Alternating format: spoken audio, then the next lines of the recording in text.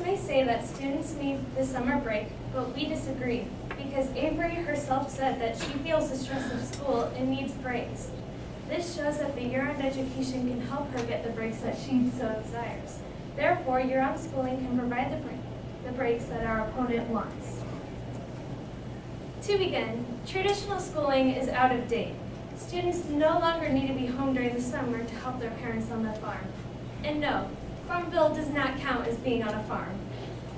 Year-round schooling can fix most of the problems that traditional schools come across, including the summer backslide, the cost, and leaving disadvantaged students behind. How many of you have taken a 3-month-long vacation? My point exactly. The summer break is way too long, and during that time, students are forgetting what they have learned. According to the editorial board of the Portland Press Herald, in September, most students will go back to school having lost 2 months of grade level proficiency in math computation skills. It can take until early November before the class is where it was during the previous June. This fact proves that the traditional schools are wasting about 2 months of the 9-month school year teaching students what they have already been taught. Year-round education allows teachers to be able to use every single school day to push their students further along their academic path. Not only summer backslide, but traditional schooling causes a higher cost to be paid to run the schools. As we have previously stated, it costs about $15,747 more to fund a traditional scheduled school and operating costs alone. This proves that year-round education is better because it costs so much less to fund it. Also, year-round schooling is definitely the better choice because it also is proven to help students with learning disabilities and special needs. According to Alyssa Sellers, students with learning disabilities are already at a disadvantage when it comes to learning retention, and research shows that a longer summer break only widens the achievement gap for these students. This illustrates that traditional schooling is causing those students to lose all that they have accomplished. Another reason year-round education is superior is because it provides meals for less fortunate children when traditional schools can't. Nearly 1 in 5 children in America lives in households that struggle to put food on the table, according to the No Kid Hungry website. As stated by the Food Research and Action Center, more than 20 million kids get a free or reduced price school lunch on an average school day, but only 9.8 million, fewer than half of those kids, get a free or reduced price school breakfast. This shows that some kids are going to school hungry, and that can prevent them from using their academic potential. You may ask how year-round schooling can help end child hunger. Year-round education can help students get a consistent amount of food during the summer. The Food Research and Action Center also states 6 out of 7 low-income kids who eat a free or reduced price school lunch during the academic year do not get a free meal during the summer.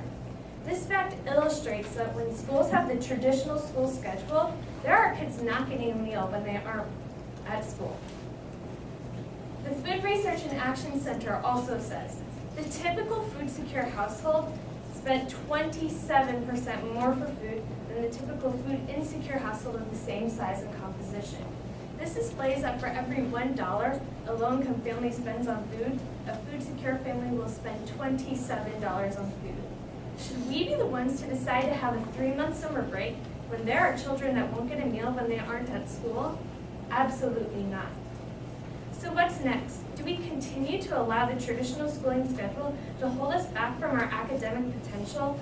Do we allow the 3-month summer break to push us back on our learning? The answer is no. We cannot allow that schedule to make wider gaps of achievement between the students with learning disabilities and special needs. And we absolutely can't let the summer break prevent kids from low-income families to get food. Since students lose so much learning during the summer, I hope they don't forget what traditional schooling is causing. Opponent may say that over the summer break, students are not getting their full meals they need, but I would have to disagree, because there are several locations within even our town that offer meals to students who can't afford them. For example, there are soup kitchens, and I know some libraries do offer free meals to students who stay in for learning time. Therefore, their reason is invalid. My opponents may say year-round school schedules, many breaks can help students relieve even more stress than the summer break, but I would have to disagree. Because based on my research, attendance is lower just before and after intersessions. Since 2 breaks happen before the tax testing, valuable time is taken away for studying for their important test. Students need this time to practice and study for the test, but the year-round calendar is messing with their time, which can be extremely stressful. While the traditional calendar does not affect these students and their study time. Therefore, the year-round schedule is actually making students even more stressed because of their breaks. My opponent may say year-round education calendars help increase students' academic achievements, but I would have to disagree. Because based on my research, the students' test scores in both the year-round school environment and the traditional school environment, many recent studies have come out inconclusive. While a few say it dramatically increases scores, many cannot draw that conclusion. Therefore, even though few studies have shown differences in students, many have shown no change whatsoever. A vast majority of people have no problem with the traditional school calendar, so why change it? Changing to a year-round schooling schedule will get in the way of people's relationships with family and friends, as well as reducing free time. Katie Schaefer, the mother of 3 daughters attending a year-round school yet, said, "I've found that friendships really suffer. Kids on different tracks really don't do things with each other. They don't play together. They can have a friend up the street, but they don't see them because they're on a different track. It's almost like they're in a different school."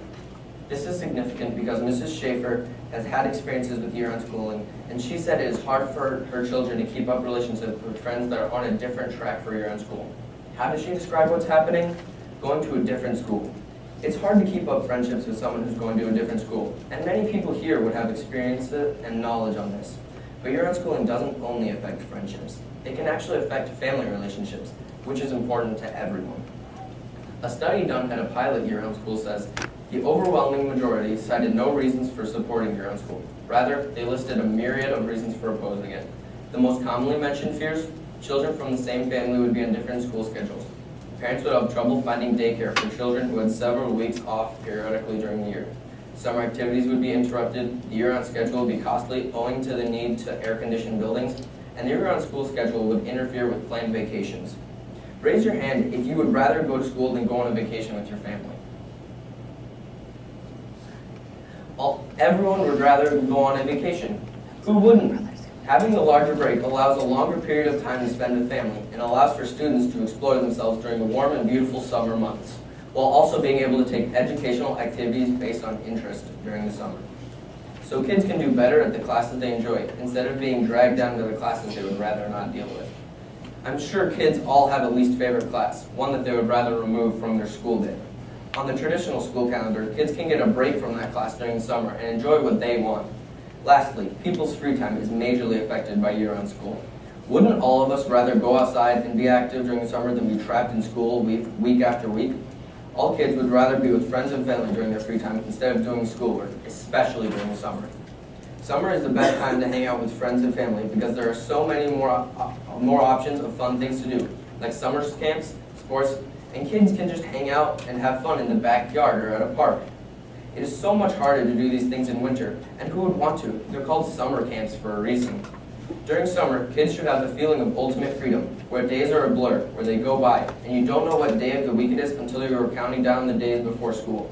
In conclusion, why not year-round school? Because it interferes with the 3 big F's: friends, family, and free time. Year-round school causes more problems than it solves.